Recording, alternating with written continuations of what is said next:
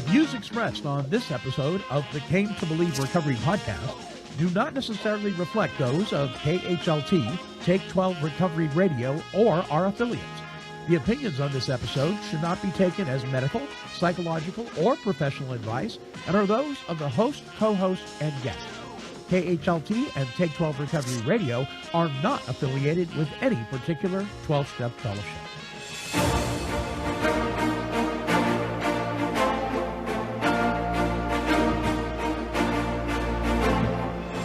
Well, greetings, my friends. I am the Monty Man from Take 12 Recovery Radio, and this is the Came to Believe Recovery Podcast. And now, here are your Came to Believe Recovery podcasting broadcasters to launch us forth on this week's show. Hello, everyone. Welcome to the Came to Believe Recovery Podcast. My name is Alicia, and I'm here with Tom Williams and the Monty Man. Hello, Yes. guys. Hello. And little Jesus on Monty's microphone. If you're watching us, you can see that picture of Jesus with his green little sash. There he is. It says, Jesus loves you on the little sash. See how long I can keep him on the microphone before he falls Balancing, yeah, don't knock him off. off. Is this the same Jesus we had on last week? And then I got a whole Petri dish full of them. Amazon, you little can leave Jesuses. them Yep. at different places for people. Yeah, or just somebody's grumpy in the grocery line. You want to brighten their day. Just hand it to them. Say, hey, this might help. You know what I mean? Well, it's all it's all part of bringing sunshine into somebody's life, as Tom would say, right? Yeah. Bring some sunshine. Hey, we got our logo on the background back here. The I know. Look at that. Yeah, rising out of the ashes, and we certainly have done that. What's the topic, Alicia? Getting uncomfortable. I don't want to be uncomfortable. Yes. We have to get God uncomfortable wants- to grow and to transform. Doesn't God want us to be comfy? No, he does not. That's not in the Bible ever. It says actually your life will be harder and you'll have more trials, and that's a blessing. Oh, you're just so full of good news. Really? Hey, Tom, what was that little sound clip from at the beginning? The Odd Couple. Yeah. That's what I thought. Oh, Alicia knows that. Oh, I'm surprised. Yeah, Tony I Randall, watched that. Jack I don't Klugman, remember their names, but I remember watching that show. Felix and Oscar, Yeah, Jack Klugman Tony Randall. and Tony Randall. Yeah, Was it black and white or was it color? Do you It was remember? color. It was Was it color. color? It Yeah. might have started black and white, but it was color. Okay. Well, yeah, I remember it that. was an offshoot from the movie, which was Jack Lemmon and I didn't see that. I can't think of the guy's name now. He had a cop show too, but yeah. So Felix Unger and Oscar Madison, who just were total opposites, are roommates, and they get along by not getting along. One of the best comedy shows out there, and I don't know if you can stream it now or not, but if you've never Probably. seen it, listeners, you really owe it to yourself to watch it. Hey, we got some stuff to do. We got We got mailbag? Yeah, we do have mailbag. So before we get to the topic, let's open up the mailbag. You've got mail. Mail in the mailbag, so open it now. We want to read our mail. Come on, take a bow. All righty, the Came to Believe Recovery mailbag. This one comes from, we've got two. This one comes from, the handle here is Laratican. I think I've got that pronounced right. It says, do you have the citation to show how these companies are creating foods that combat GLP-1? I would love to read more on this. Okay, so what he's referring to is we did a show on sugar addiction, on food addiction. Remember that? That was a long time ago. And so GLP-1s are things like Ozempic, some of these others. Now they've got it in pill Wegovy. form. Yeah, what's it called? Wegovy. Wegovy. There's three different ones, I think. Yeah, yeah. And you wonder if there is something that shows how these companies are creating foods that combat GLP-1. So I thought I'd play this short sound clip. This is actually Tom, our own Tom Williams, a piece from that show that'll help the listeners to kind of figure out where I'm going we're here talking with this. about. So here's Tom. Type 2 diabetes is a consequence. Yes. Overweight and obesity, which we'll talk about. Fatty liver disease. Chronic inflammation, which has all sorts of issues and problems with life, which they say most people have in America. Every disease has inflammation as the root. Inflammation's the biggie, Everyone. right? Isn't that the biggie? Stroke and pancreatitis. Those are just a few things that come from sugar. Excess amounts of sugar being intaked into the body.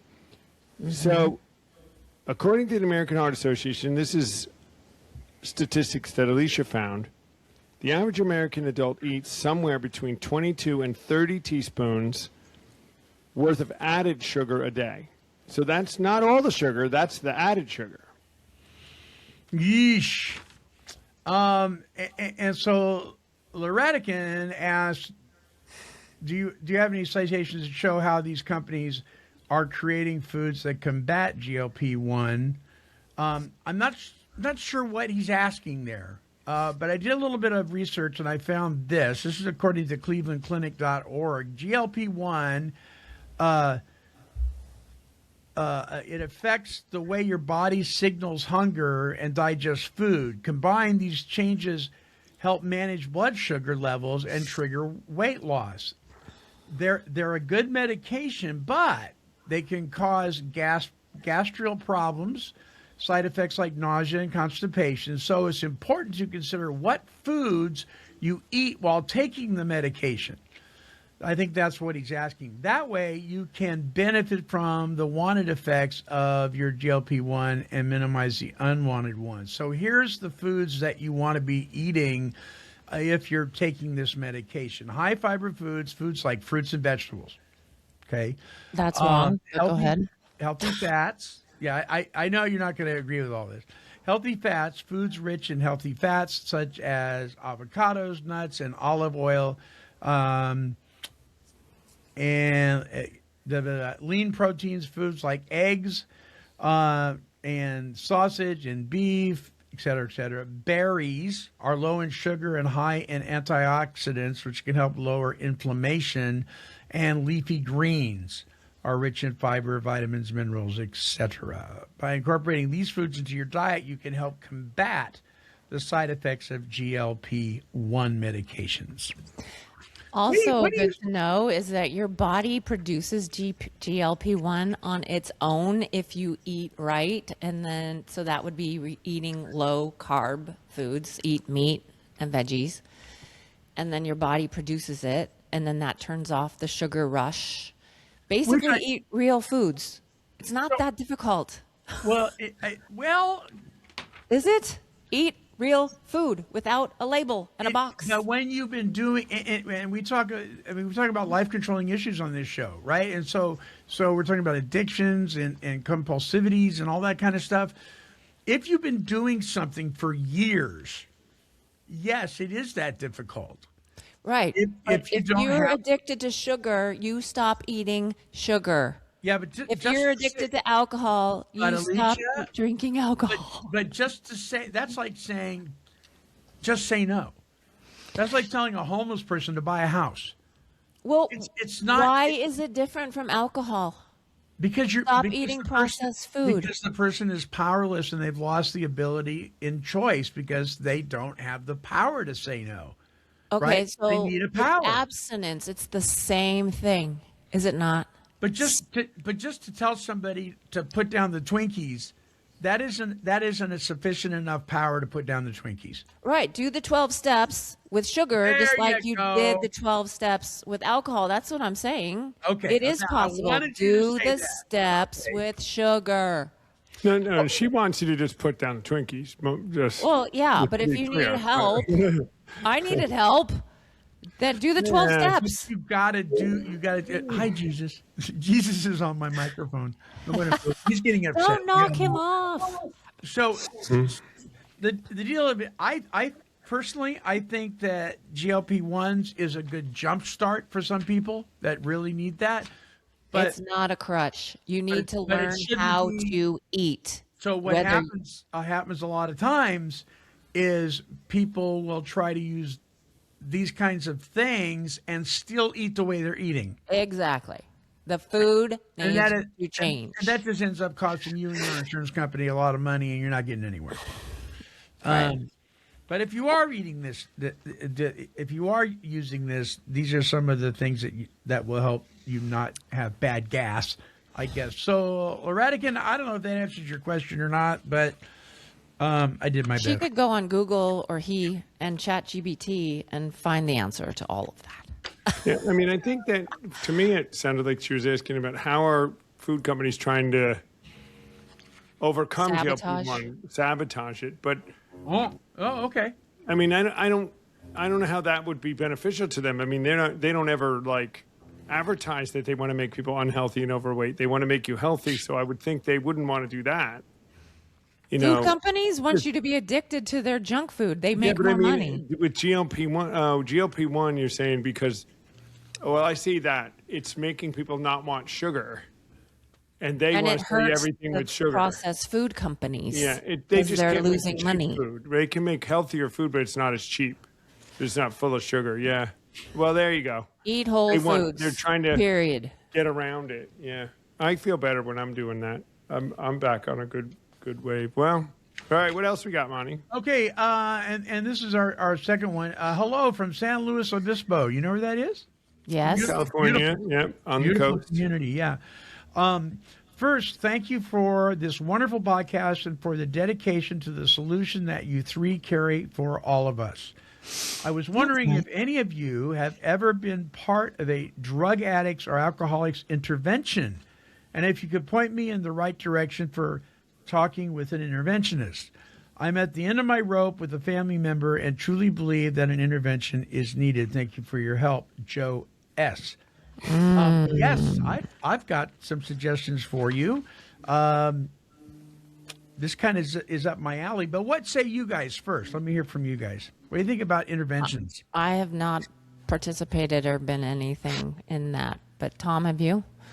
I haven't been in them. I've heard about them. I mean, I think for the family and for people to say, you know, enough is enough, to stop the things that are hurting them, to make a statement that if you keep going, we're not going to take it anymore, you know, setting boundaries type of thing.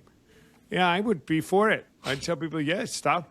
But if you think that's going to get them to stop, I think you got to be careful with that. Mm-hmm. You know, Right. I mean, you give them an ultimatum.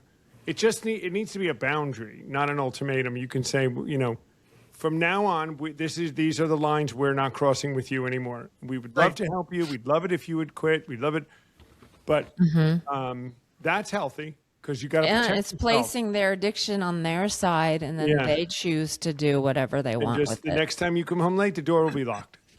Yep. That's how it's going to go. So Next phone call, you're not getting. Da-da-da-da. And then you got to stick to it. And then the addict, everybody hopes that's going to do it. You know, this will be the final Yeah. thing. That And might you know, not once in a be. while it is. It's a bottom. The addicts know it, and they reach the end of their rope. And once they've fooled everybody for the last time, it's not that doesn't work. To get them to go into some kind of program, and then remember, it all depends what program they go in. Then you know. Right. But Right. I've never done one. Have you, Monty? Yes. Yeah. I've been a part of a few of them. I will say the most effective ones, although there's a firmness there, there's never a shaming property to it. You know what I mean? So it's like one of the things that might be said is, if I'm talking to you, Alicia, and we're intervening on you, I might say something like, I need to let you know that I'm no longer going to be enabling you in the following ways.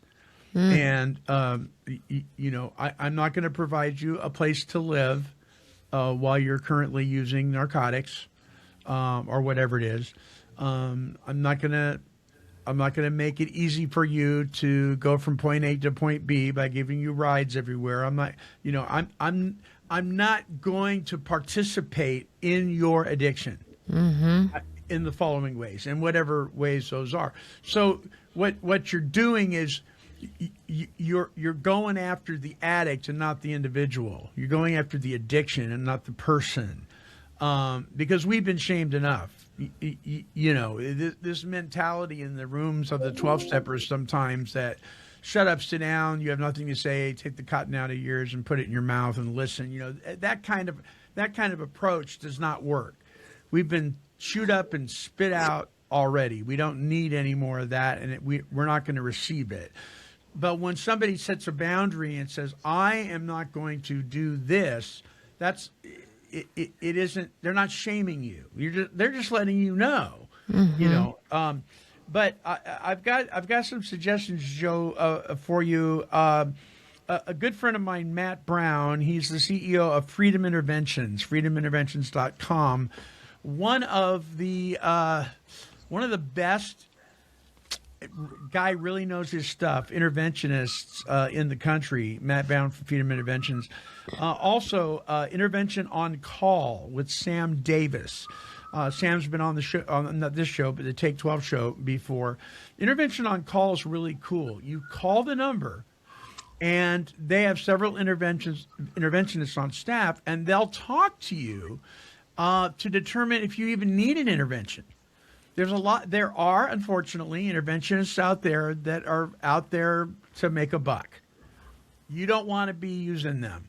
You want to be using people that have compassion for you and your loved one, that can determine, hey, you know what? You don't need to be spending $2,000 on an intervention to have somebody fly out and do this. Here's some tools you can do on your own. Or they'll say, you don't want to be dealing with this on your own, in this case. Right. Here's some things that we can do. We can do some video, Zoom call things. There's stuff you can do before you go to a full-on in-person intervention, such as something you might see on the TV show Intervention, for instance. Which only shows just a snippet of what really goes on in an intervention. So I would definitely, that would be my first step. I would go to interventiononcall.com. I would call them, and I would talk through it and find out what you can do and what's going on here before you jump into spend all that, because they're expensive.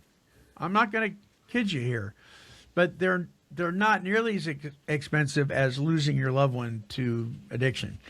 So those are my suggestions for that. But sometimes, yes, it is. Some people say, well, just tell the person to go to a meeting. Yeah, okay. Again, tell a homeless person to buy a house. I mean, that's Right. just, if they're powerless. They have to know that they're powerless and they're gonna they need to want help. Well, go ahead, Tom. I mean, here, and there's a warning here. So I've seen these backfire and have the person that intervened just lose it Yeah. and split and never come back and go, and they've lost all contact with them, all anything, and then they're done. And they didn't really want that. They didn't want them Right. to completely, but it can go that way. And you got to say to them, they might get up and walk out and never come back, Sure. and go overboard.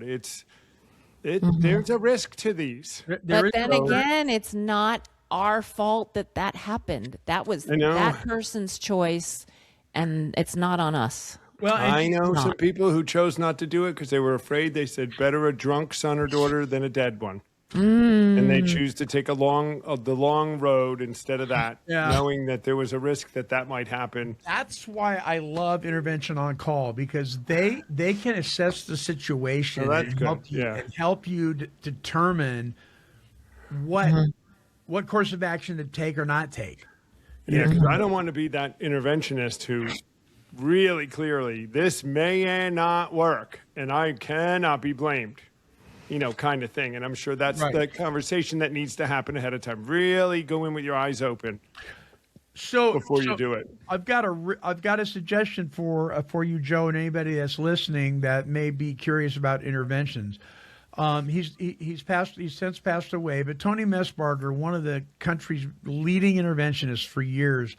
I did a 4-part series on Take 12 Recovery Radio on understanding intervention. The first one is understanding intervention, getting the family on board, treatment and transport, how to actually transport the person. I mean, there's a whole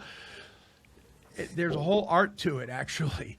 I mean, you have people jump, in the middle of going to Seattle to a treatment center, jumping out of the guy's car, the interventionist's car, in the middle of traffic, stuff like that, right? So if you go to take12radio.com and click on recovery workshops, there's a page that'll say understanding intervention. Click on that. There are 4 one-hour broadcasts on that topic. Listen to those. So you get an understanding of what a proper intervention is and what it isn't, because you have to be very careful. You're dealing with someone who is asleep and their addict is awake. You can't go, well, why are you doing what you're doing? It makes no sense. Can't you just make sense of it? No, they can't, because their best self is asleep. And you can't wake that person up by shaking your bony finger in their face with the tough love thing. It doesn't work. It doesn't work. The key here is that none of us ever give in to the addict. We don't give in to the addict. And we have to remember that there's a difference between your loved one who's asleep and the addict who's running the show. So there's that there. All right. Well, if you would like to email us with a question or comment, a disagreement or a suggestion, the email address is Monty, MONTY, at cametobelieverecovery.org. Let's close the mailbag. Thank you for your mail, it means so much. A little piece of you just waiting to clutch. You've got mail. All right. We'll be right back after this. Check this out. Hey there, my friends. Thank you so much for tuning in to this week's show, a production of the world's oldest recovery talk and recovery music radio station, Take 12 Recovery Radio. But did you know that we have thousands of archive shows, recovery workshops, and recovery music, all available for you for fun and for free? So here's an idea. Right after this show, visit our website at take12radio.com and subscribe on any of the podcasting platforms listed there.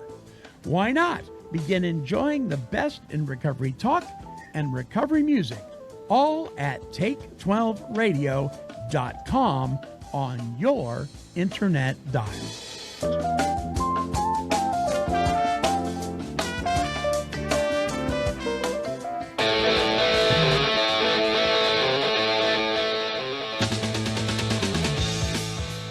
Welcome back to the show. You've tuned into the Came to Believe Recovery podcast, a production of Take 12 Recovery Radio and cametobelieverecovery.org. That is the website. Please check out cametobelieverecovery.org for more information about this organization and what we're doing and retreats and all sorts of cool stuff. All right, the topic, get uncomfortable. I don't want to. I knew you wouldn't like it. You gotta embrace the uncomfortable. So why is that? Why do we have to go down this road of, why? Because if we want to change and if we want to transform, that's only for you guys. If you're not, then keep doing what you're doing. Then we need to get uncomfortable. We need to change some things maybe, or change directions, whether it's in our mindset, in our recovery walk, in our spiritual disciplines, in our nutrition, in our weightlifting, relationships.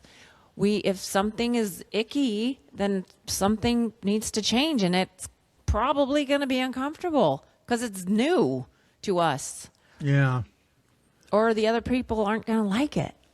You know, never have I seen more examples of people stopping because something's too uncomfortable in the recovery world as when they get to step 4.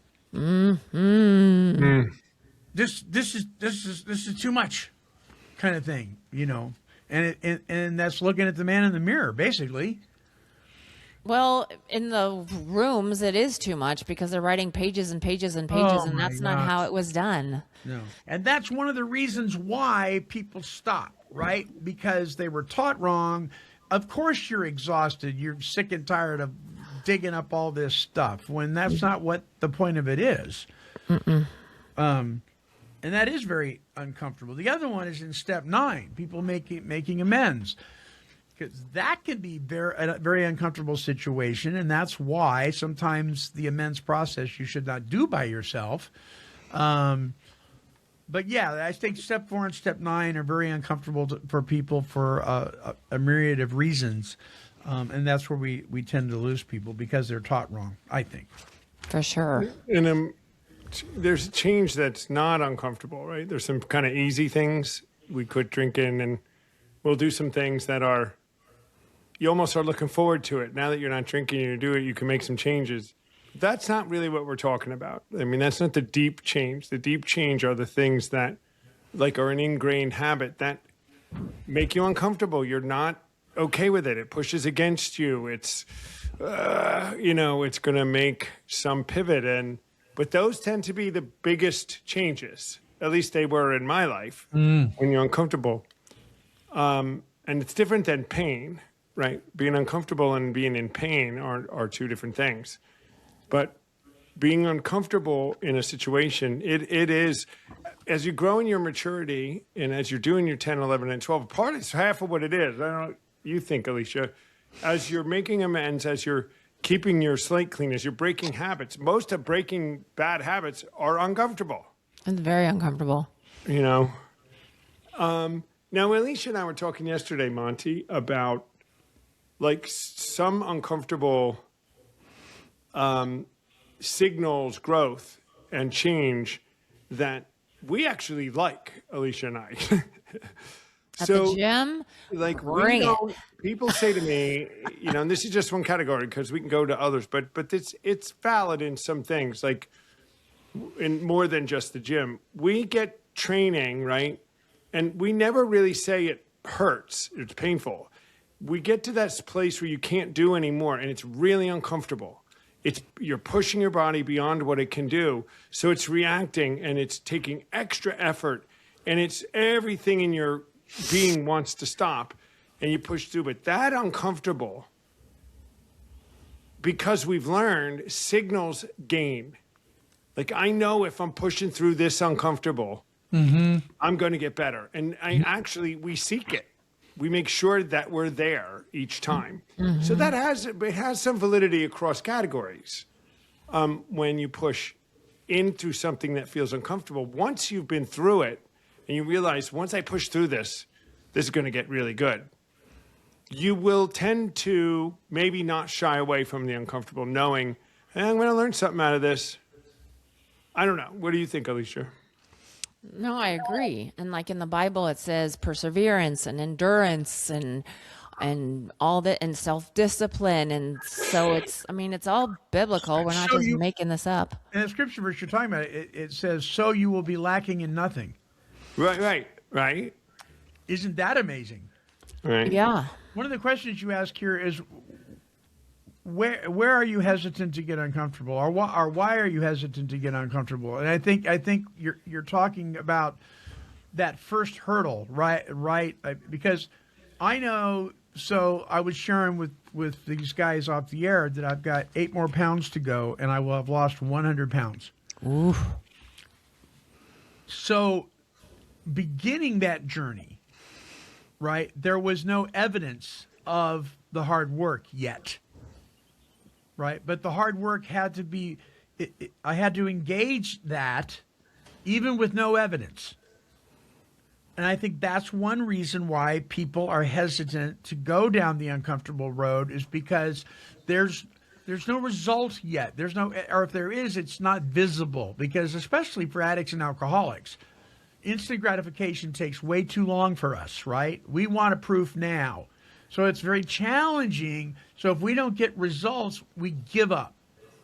The truth of the matter is, though, most change does not have an instant result in it, right? Most, I don't think it's something that you've got to ask. You've got to ask God to help you through that hurdle to get to the next spot. Because once you start seeing some change, once you start feeling better, once you start all that, then it's easier to continue in that thing. I mean, I've got 8 more pounds, and I'm excited about that. Mm-hmm. I don't have anything hindering me to the point where I'm like, oh, 8 more pounds. No, I'm like 8 more pounds. Right. You know what I mean? And it's consistency that we are needing. We need to be consistent. So Not what do you- perfect, but consistent. I know you can tell a person facts, though. You can say, okay, the day that you put down the tobacco, the very day, within the first hour, your body starts to heal. And that is true. The very day. But they don't care about that. But they don't. But see, you can tell somebody that. You can show them the scientific evidence. Right. and it's Just not like with gonna be sugar. The day you stop eating sugar, Body you starts will be to- healthier and live longer. They don't care. I They know want to that- eat it. But I think there's two. Let's distinguish between like pain, like real like withdrawals, and uncomfortable Ooh, because they're not. yeah, So they're not the same. uncomfortable is the idea of quitting smoking. I'm uncomfortable with you pushing out a habit of mine. It's my pet. It's the thing I love. Once you quit, the withdrawals and the pain and the cravings, that's not uncomfortable. That's real, Yes, it like is. physical stuff. I mean, it's uncomfortable, but it's not what we're talking about. There's a difference to that. You've now committed to go through the withdrawal process, which is, that I can guess be it's- painful. That can yeah, be it could be like physically painful. Like we Yes. were talking about, if you run, Alicia runs on her knee, and it hurts. And I asked her the other What? day, For 2 years. yeah, it Run on hurt. your knee? No, Well, I mean, she- my knees are bad and I keep runs Oh, with I the thought back you running. run on end. your That's what I knees and mean. you run on your jumping Yeah. and You hurt- lunging. And I said, well, that's painful. I mean, of course, we said, what'd the doctor say, and what did Alicia say? I have not gone to the doctor. Yeah, like a brain surgeon. Like she should go to the doctor, right? I don't need a doctor. So what's the uncomfortable? The uncomfortable is she doesn't want to go to the doctor and hear what he has to say. The knee is painful. See what I mean? Yeah. What's that? That's where we got to go. There's something about going to that doctor that she doesn't want to have to deal with. And so that's the uncomfortable, right? But Yeah. you like uncomfortable. I do. See, I'm talking her into the Well, doctor. I want to So go call the into doctor. personal experiences with our lives. Like, where are we uncomfortable? Like, we are like, Yeah, let's get uncomfortable, let's everybody. Get away from this Where- knee really quickly. So we're where- not talking about you anymore. No, I'll give you examples. I'm kidding. I'll give you a lot of examples, actually. My uncomfortability is with people. No surprise. And so I need to push myself to talk to people and look in their eyes and not stop talking and running away. And yesterday I gave a compliment to somebody at the coffee shop and I almost fainted. I mean, it's ridiculous, but it's true. I have a problem connecting with people, talking to people in my yoga classes. I mean, it is so hard for me. So I'm getting their names. You're the coach. You're the teacher. What? I know, but I have this mask on, and then I leave. So but that's my uncomfortable, is staying in that uncomfortable, talking to them, giving them a compliment, ask a question rather than, hi, how are you? More. Do a little bit more than that, engage with Alicia. them. Yeah. And so that's my uncomfortable thing. And Well, yeah, they might want to be friends. well, the thing is, in my head, I'm saying they don't like me. They don't want to be friends. They hate me. They're just tolerating me. They think I'm fat, ugly, stupid. That's where I go. So I rather just not go there, so then I don't have to see that that's true. But if you're thinking all that stuff, isn't that uncomfortable? Oh, it totally. To be That's in where mindset? my phrase is, choose your hard, Alicia. Yeah, It's there hard you go. to run away and not have more friends and think all this. And it's also hard to have a conversation, learn their names. And some of them aren't going to like me. I want to say it's fine, but it's not fine. And mine is same sort like yours, Alicia. And the uncomfortable is confrontation. Or in my case, in leadership, to have to do any kind of consequences or any kind of coaching of an employee or a volunteer or anybody. And it's uncomfortable because of the potential consequence, right? There isn't a consequence that could happen. There's a choice that this person becomes very upset and quits or leaves. So it's uncomfortable. Now you might, all the reasoning might say, well, then that's what was supposed to happen, right? Don't let bad behavior continue because of that. But it's still uncomfortable. But it's uncomfortable because that might happen. And that's a little bit of a people-pleasing thing. It's an uncomfortable. The uncomfortable isn't that I'm needing to say something or do something that I generally think out to make sure that it's I'm dealing with a thing, not the person. You know what I mean? But the uncomfortable is what's going to happen. What if they leave? And I'm willing to let them, in some cases, continue the bad behavior because I'm not willing to have this break if it's going to happen. So then they'll hate me. I'm stupid. I'm fat. All like you, Alicia. Well, you don't think you're fat. That's mine. Yeah. Monty's Well, just no. laughing. I have a little. The other day I went, I'm I fat. gotta be a little. Yeah, I'm fat. I mean, I said the words, but I'm like, I'm fat. So what? What's your point? Well, the point is my addiction pops in. I'm fat. I need to starve myself and run 10 miles, and nobody loves me, and I'm worthless, and I might as well just die. So I That's where I go. had a guy literally interrupt a meeting when somebody was sharing us and pointed at me and says, "Meyer, you're a control freak." And I'm like, oh, the only thing I could think of was, Yep. your point? yeah, right. So it's like, get in line, bro. Yeah. Well, you're right. So why shouldn't you be, right, Monty? I mean, I'm right about everything, right? So the other thing that we led down the road when Alicia and I were talking, pre-gaming this yesterday, was every uncomfortable you trying to push through something, or is it a red flag that maybe you should be stopping something? Ooh. That's right? where my knee came in. Well, that's neat, but that's pain.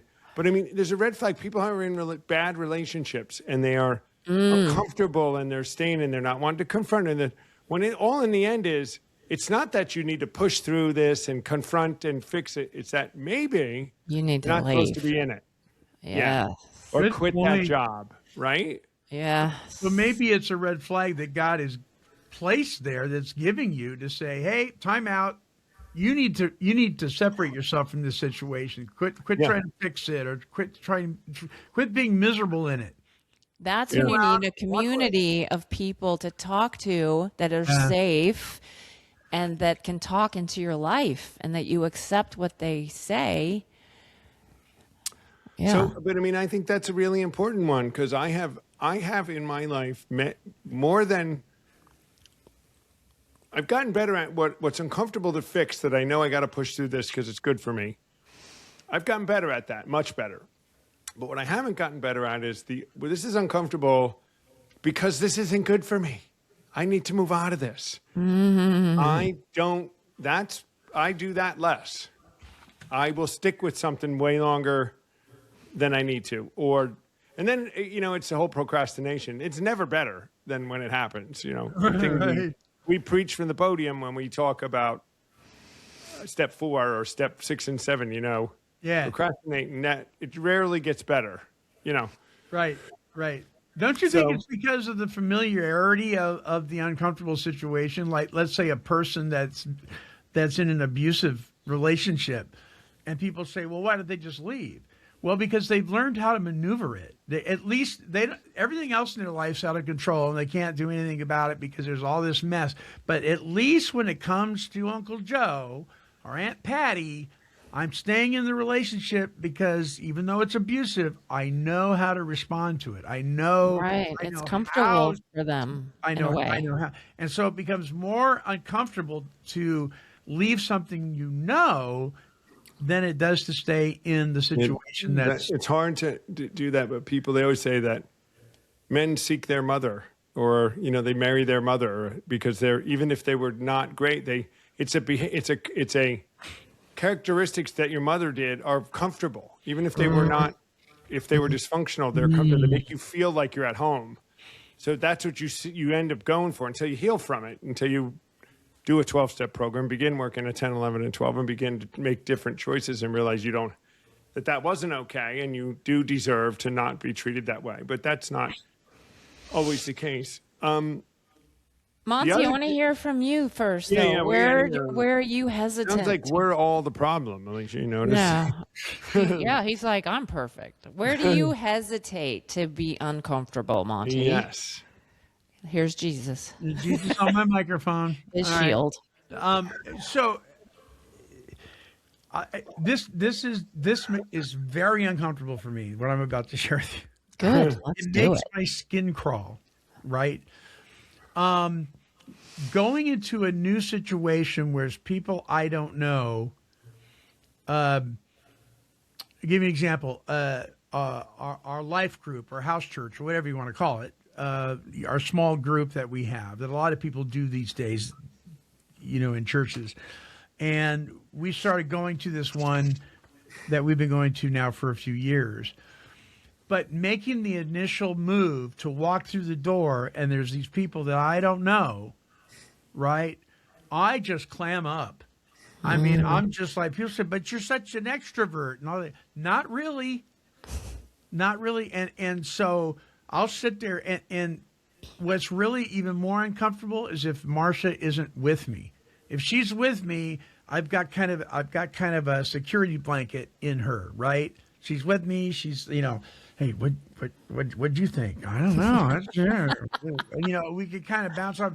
But if she's not there and I got to walk into a situation where I know no one, more times than not, I won't go.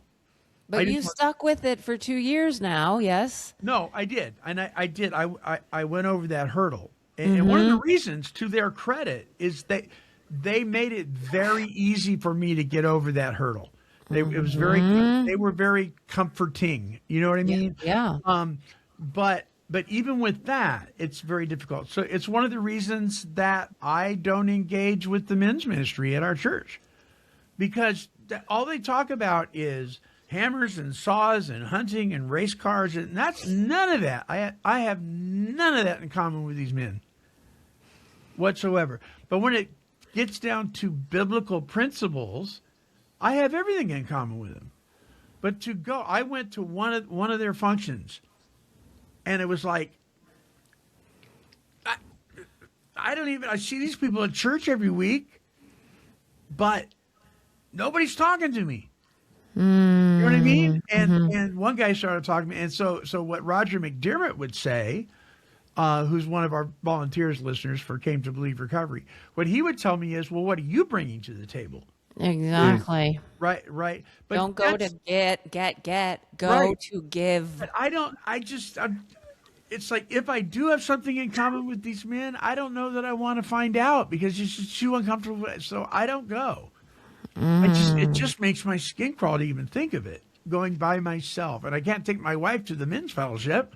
Well, is this something, let's go deeper, is this something you want to overcome, or you think you should, or no? No. I really don't. Because of your pride, or because you just don't? What? It's your pride and your ego. No, because it's uncomfortable and I don't want to do it. Oh, well, maybe. Tom, what do you think? I mean, why? I mean, do I have to go to the men's thing? And I go to Life Group. We go to two churches. We go to my son's church once a month, where he's the worship pastor, and then we have our church that we go to normally. You know, and I'm like, okay, maybe this is pride and ego. I'll cop to it if it is, but I'm like, we do well enough to do what we're doing. I mean, what do you want from me? I'm 70 years old. I'm grumpy and bald, and you get me to church. You're lucky Is I'm that there. an excuse though, or Probably not? Probably. No. I'm just being real here. I Well, don't like it. if you're not going because you're uncomfortable, or you're going because it's a conscious choice, like I got asked to go to the men's group. You know, I mean, I was kind of told at this church that we're going to 6 or 8 months ago. You know, they see you and the men come right up to you. We have a men's group this week. Can you come? And I said, no, I'm all right. You know, I'll think about it, but I'm not looking for it. It wasn't at all that I was intimidated or fearing about uncomfortable. I don't want to go to the men's group because I do enough of kind of ministry stuff, and See, we that's have what where we I'm do here. That's where I'm That at. I said, fine. And this gentleman, who was a nice enough guy, was really pushing. I said, Guy, let me just tell you, I do a lot of connection with men. I have an accountability group. I have people I talk to. I feed into a community. I really do. And I appreciate what you're doing, but I have my community and I'm okay. So I made the choice. I'm not going to, and they want to go to a Bible study. I go, well, what are you doing in the Bible study? Is it an academic endeavor where you guys are just like reading John and talking about it academically? That's good for you. I don't want to do that. If you want to go to a Bible study and we pick scripture to discuss how it uplifts our lives, which would be like an AA meeting, a real living in the go Right. type of a meeting, Right. Building your Type of relationship with a Jesus. relationship thing. Well, I'll go to that. I would go to that. But we get a lot of that with this. You know, I mean, we on this show spend more time in those kind of things with each other, like Yes. improving ourselves in groups and accountability, than 9 out of 10 people in the world. I agree. They just don't do what we do. So I think if you're uncomfortable, I don't get that anymore. I was when you're Monty, but I was relating to you because I used to have that, and I grew through that uncomfortable. And like, we're going to dinner tonight. I'm going to dinner with a group of people, and I'm the one who doesn't know anybody, right? And it's a group of people that kind of know each other very well, and a couple of kind of quote unquote know-it-alls and New York City fights, and I was given a little bit of warning about, you know, now this and that, and I was like, which could make you uncomfortable, Monty. If it was you, you might be like, oh my gosh, I don't want to deal with this. And I just stopped and said, you know, it's not my first time I've ever been with strangers. I said, I think I'll be all right. You know? Yeah. But anyway, I don't get that I mean, I don't know how that happened, Monty. It was over time. Yeah. And trial So and error. Let me add this. Because it's very Okay. possible. It's very possible that Jason and Amy Sims may be listening. They're the hosts of our life group / house church. Oh. They call it house church. This talk. So we meet on every other Tuesday, right? And then my 12-step home group is the other every other Tuesdays, because they've changed the date now. I have to tell you that if there's something that I loathe more than what I'm about to say, I don't know what it is. Taco Tuesday. You Oh, can I've have heard the about meat. this. Yes, Somebody, please help the boy. Oh, and both your meetings are on Tuesdays, right? So Yes. it's always tacos. So, but at house church, yeah, it's always tacos. I hate them. I love, and then fish taco. They go out and catch bass in some lake, and they bring this fish and they shove it in a taco. Oh, yeah. Quit that group immediately. Oh my gosh! Just Yeah. eat the meat and don't eat the No, tortillas. I don't want any of it. It's just gross. It's No, just, quit the group. Just quit. Give up. Eat beforehand. That's what I do. So I bring my smoothie with Right. me, or I bring my That's- whatever that's it is. full. You know. Well, Why? so before, Why tacos? Why? And I'm told, well, it's easy to fix, and everybody brings a little bit. It is. It Okay, is. that's nice. But see, it's the things that I can eat. Right, I'm left with onions. Meat. My wife was in the office part of the studio. She overheard what I was just saying. Hey, Marcia, come here for a second. Taco Tuesday. I'm gonna bring her in on this real quick. Hey, come here. Okay, this is for our listeners. Say this is my beautiful wife, Marcia. There she is. Hey, Marcia. Okay, do you love Taco Tuesday? It's okay. Everybody loves Taco Tuesday. Right? Isn't it just like the most ridiculous thing ever? You need to calm down. Wow. She says I need There to you calm go. down. He does. So you hear that once in a while, huh, Marcia? You say you hear that once in a while. How horrible Taco Tuesday is. How horrible tacos is it? Do you hear that from me a lot? Oh, every Tuesday. Every Tuesday. Thank you, honey. That's today. Yeah. Yeah. Tonight. Well, no, today. Yeah, but see, they canceled today for they're doing. Oh, it's every other Tuesday, and last Tuesday they canceled because it was prayer and fasting week at their church. They go to a different church, and this week is the every other one. So I'm at my AA Other home one. group tonight. But no, it's just. And here's the thing. So the guys all get together, and I'm comfortable in my life group now, but the guys still, they all kind of gather and they're talking about stuff I have no interest in whatsoever. And so I go sit with the gals, which I have no problem with. I love to listen to them talk about their knitting, and it's usually because of our age, it's usually medical issues and stuff like that. I have no problem with that, but I have nothing in common with these men other than the Bible.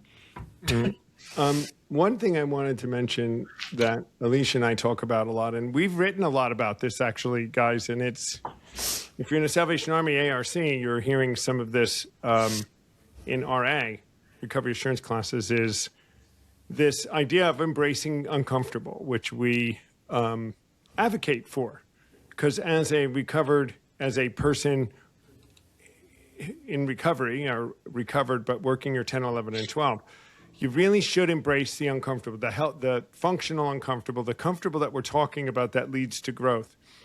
And sometimes we'll hear people say this language, which is, it's a struggle and it's so painful. It's just too painful and struggle. And they're not saying physical pain. They're saying, just to press through it. And we try to change that language to say, well, wait a minute. If you said it's going to take a little effort and you might be uncomfortable, does that sound better?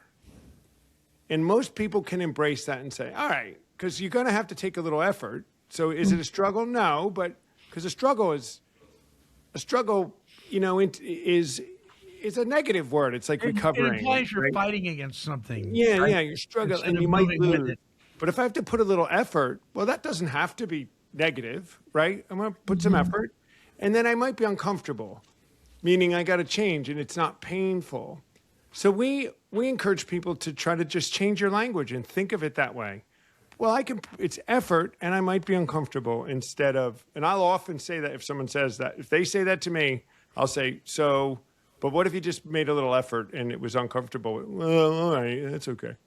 So Alicia and I have written, and we speak about this whenever we always put it in the gym world a lot of times, but it fits a lot of other things. I mean, with Alicia, I remember I still do this we started it, and when I'm with her anywhere, if we're in a Starbucks, I make her go talk to somebody. And she doesn't like it, but she does it. So she makes the effort, and it's uncomfortable. Totally But uncomfortable. she's supported, but she goes and does it. And then afterwards I go, is that so bad? And she goes, no. And then we get into some fun conversation, because once you're through the barrier, it's okay, generally. So, there are some neat little, language and some little mindset changes that we should make. But I think in general, evaluate the uncomfortable, right? In case it's a red flag. Is that a red or a green flag? Is it a red flag, the uncomfortable meaning I should stop, or is it an uncomfortable I need to fix this, right? There's a difference. And but it's important for, I think, listeners, embracing uncomfortable means you got to look at the uncomfortable and do not shy away from uncomfortable. Fix what it is if you want to grow. And you will grow. Totally. Right? Well, and then flat out, if you're not, then what's in the way? Fear, procrastination. Step 7 worked. Are you doing step 10? Right. We need to go through it. Right. If you're That's our not going, life. if you're not going forward, you're generally not staying level. You're going backwards. You're going backwards, and we don't want And that. we, that's an encouragement. We have to be. So, I mean, I get if someone said, well, the rest of your life is going to be a struggle and pain. You're just going to struggle through it for the rest of your life. You're recovered. Which you hear in recovery rooms, right, Monty? You'll hear that. Yes, we're sick. It's a struggle, sick, sick. and Yeah. it's going to be a hard thing. So who wants that life? Right. Like, that's not attractive to me. But if someone says, yeah, we're going to learn how to make an effort, and we're going to get uncomfortable, but we're going to grow. We're going to practice these principles in all our affairs. Right, this language, but this is what came to believe recovery. This is what the original founders, the steps, this is what this process was meant to do. Get us the tools to be able to do this. And so that's where you guys got to be. That's the work, right? Do the work. You right? You hear that? Which again sounds horrible, right? I got to work.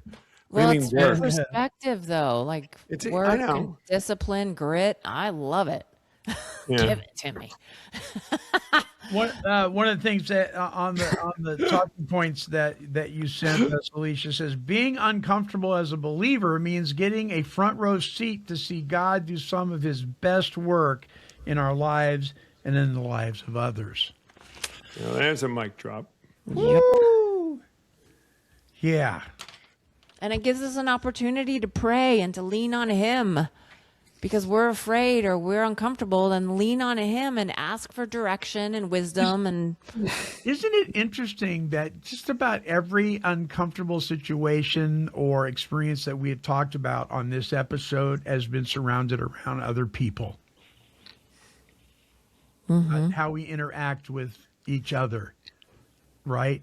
It's Yeah. not so much, I got to clean the fish tank tomorrow. You know what I mean? It's not. Is that uncomfortable? No, it's not uncomfortable. that's it's a hassle. procrastination. It's procrastination or it's a hassle, but it's not good. But this people thing, this dealing with people and then giving them a pass by calling them people-y.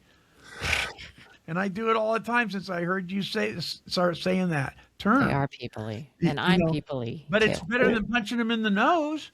Right, and we're, People-y, and we're supposed to be in community with right? people, and even we go to biblically where it says if you are coming to worship me and know that you have something against your brother, in other words, you have some issue to deal with, you're supposed to go take care of that first. So as us as quote unquote believers, as people growing in a conscious contact with a living, loving God, Yeah. we have to do this, and here's the upside, guys. The uncomfortable parts get less and less. It's not all the time, right? When Very you get true. good and you get at it, you're not uncomfortable all the time. But then and- something else will pop up. Yeah. Well, let me ask you, Tom. Let me ask you Right. this question though, and we are out of time. But I got to ask this question: Do you guys think that if you're living a life that has no discomfort in it whatsoever, that might be a red flag? Totally. Totally. Yes. If you have zero conflict in your marriage, there's a problem.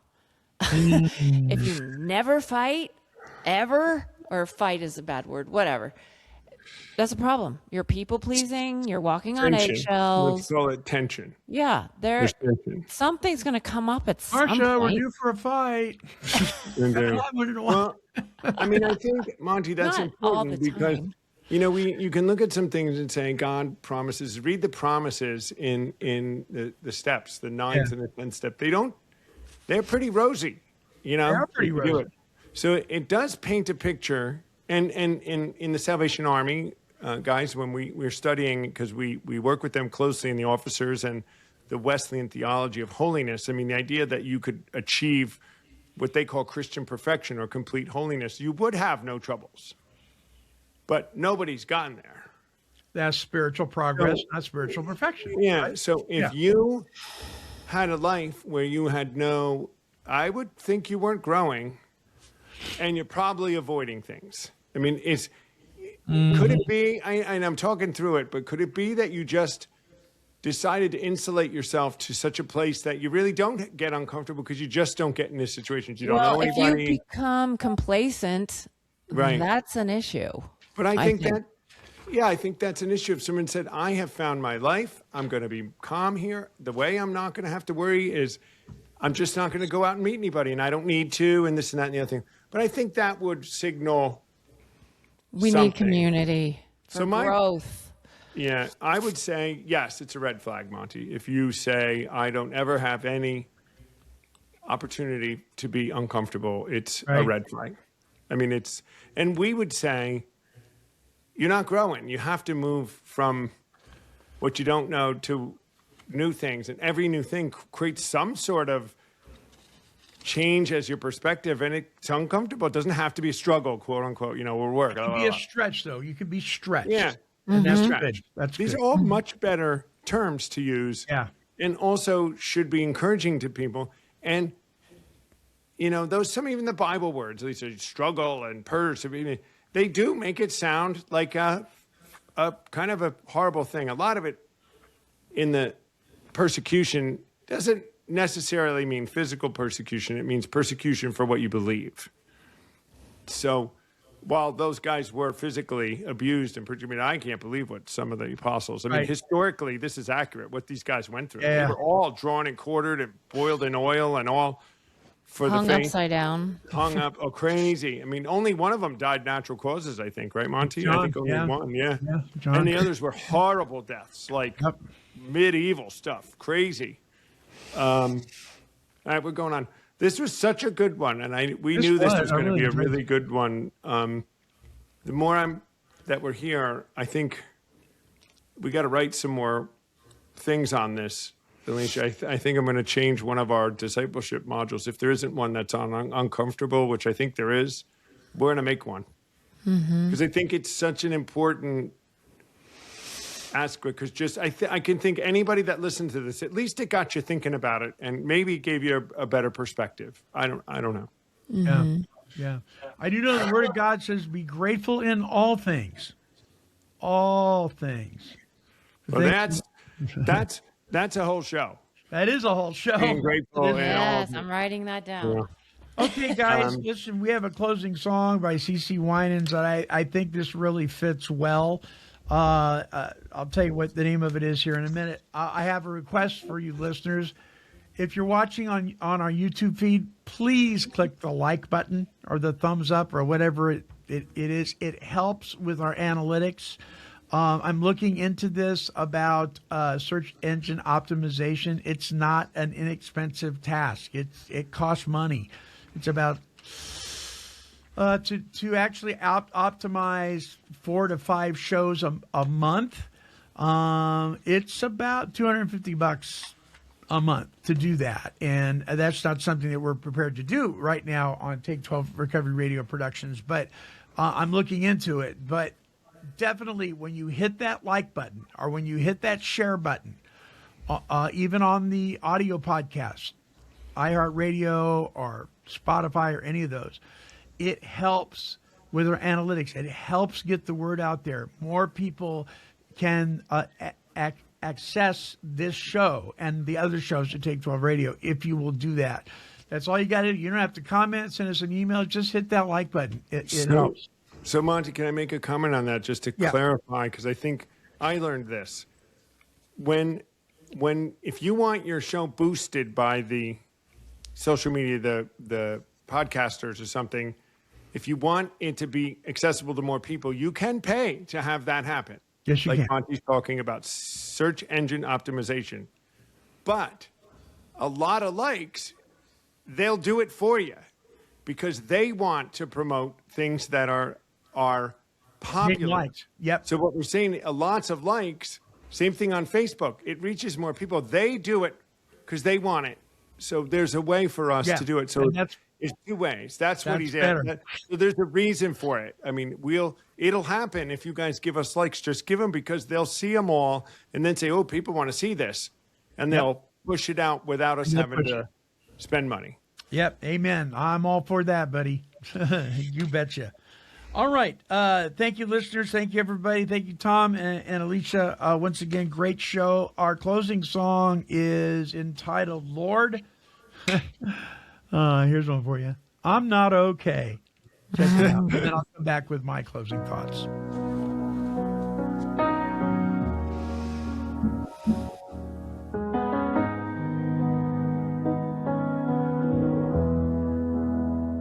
Lord, I'm not okay. I'm breaking in the silence, trying not to fall apart. But you see every tear I hide. I've been carrying this weight like a storm in my chest. But you whisper in the darkness, child, come and find your rest. When the night feels heavy and the light seems far away, you remind me of your promise. I am here, I will stay. Lord, I'm not okay, but you're holding me together. When my strength is gone, your love lasts forever. In the middle of my weakness, you come and make a way. I fall into your arms, 'cause Lord, I'm not okay. I've tried to be strong, tried to stand without trembling, but the truth is I'm weary, and my soul is remembering every moment you saved me, every valley you carried me through. So I lift my hands and surrender, 'cause all I need is you. When the cold surround me and my hope begins to fade, you remind me of your mercy. I am with you, don't be afraid. Lord, I'm not okay, but you're holding me together. When my strength is gone, your love lasts forever. In the middle of my weakness, you come and make a way. I fall into your arms, 'cause Lord, I'm not okay.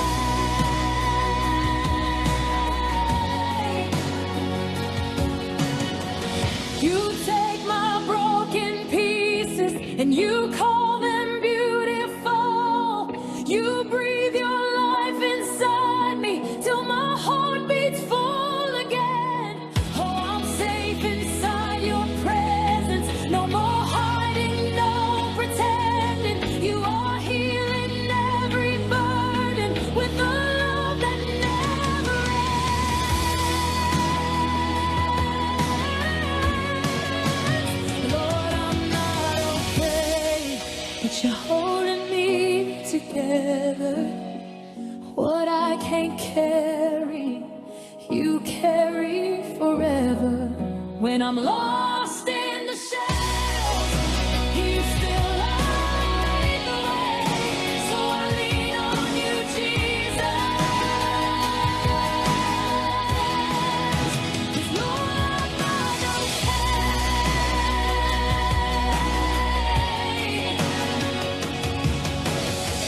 You say, my child, you're never alone.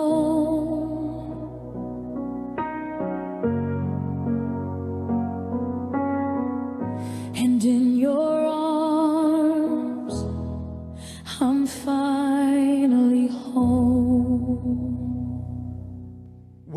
Admitting that we're not okay can be the beginning of a major change in direction for many of us. A direction that will, now watch this, more than likely be uncomfortable. You see, doing things that are uncomfortable is so beneficial because growth almost always lives just outside our comfort zones. When we choose what's familiar and easy, well, we tend to stay the same. Same habits, same thinking, same results. Discomfort, on the other hand, challenges our assumptions and stretches our abilities. Whether it's having a hard conversation, trying something new, or facing a fear we'd rather avoid, these moments force us to develop resilience, humility, and courage. And over time, what once felt intimidating becomes manageable, and we gain confidence, not because life got easier, but because we got stronger.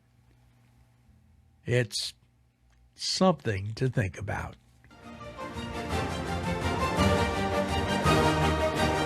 Came to Believe Recovery strives to create and promote opportunities for life-changing spiritual experiences for individuals and families suffering from all forms of addiction. For more information, help, and support, visit cametobelieverecovery.org. I'd like to thank you for allowing me to be your host on this episode of the Came to Believe Recovery podcast. And I would encourage you to like, bookmark, and subscribe to this show. When you do, you will join the Take 12 Recovery Radio family and will be notified of all of our recovery-focused shows throughout the week. Until our next broadcast, when we provide the essential spiritual tools needed to thrive by sharing our experience, our strength, and our hope through our stories of how we came to believe. This has been a production of Take 12 Recovery Radio. Yeah, kitty, kitty, kitty. Meow. Woof, woof. This has been a Chicken and a Pig production.